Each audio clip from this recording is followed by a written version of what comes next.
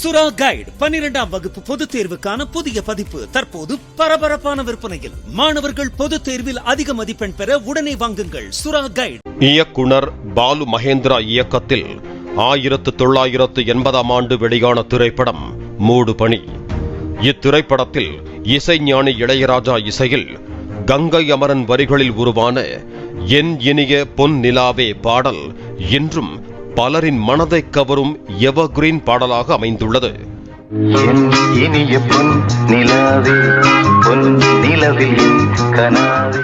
வாரணமாயிரம் திரைப்படத்தில் கூட நடிகர் சூர்யா தனது காதலியிடம் காதலை தெரிவிக்க என் இனிய பொன்னிலாவே பாடலையே பாடி காதலை வெளிப்படுத்தி இருப்பார். அந்த அளவிற்கு இந்த பாடல் பலரின் வாழ்க்கையில் தாக்கத்தை ஏற்படுத்தி உள்ளது.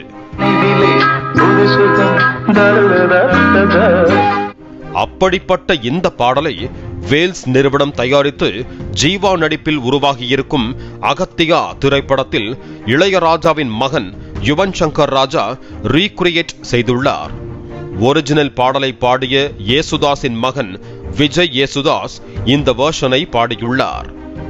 இதனைத் தொடர்ந்து மூடுபனி திரைப்படத்தின் பாடல்களின் காப்புரிமை சரிகமப நிறுவனத்திடம் உள்ளது. எங்களை கேட்காமலேயே அகத்தியா படத்தில் எப்படி பயன்படுத்தலாம் என சரிகமப நிறுவனம் டெல்லி உயர்நீதிமன்றத்தில் வழக்கு தொடுத்தது. வேல்ஸ் நிறுவனமோ ஒரிஜினல் பாடலின் இசையமைப்பாளர் இளையராஜாவிடம் ஒப்புதல் பெற்றுத்தான் தங்களது படத்தில் பாடலை பயன்படுத்தியதாக தெரிவித்தது. இதனால் பாடல் யாருக்கு சொந்தம் என்ற கேள்வி எழுந்தது. இந்த நிலையில் ஒரிஜினல் பாடலுக்கான உரிமம் சரிகமப நிறுவனத்திடம் உள்ளது. இளையராஜா நினைத்தாலும் அதனை யாருக்கும் வழங்க முடியாது என நீதிமன்றம் தீர்ப்பு வழங்கியுள்ளது.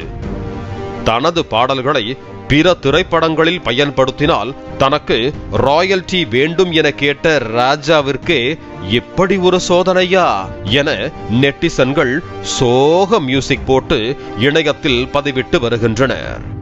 சுரா கைடு 12ஆம் வகுப்பு பொதுத் தேர்வுக்கான புதிய பதிப்பு தற்போது பரபரப்பான விற்பனையில். மாணவர்கள் பொதுத் தேர்வில் அதிக மதிப்பெண் பெற உடனே வாங்குங்கள் சுரா கைடு.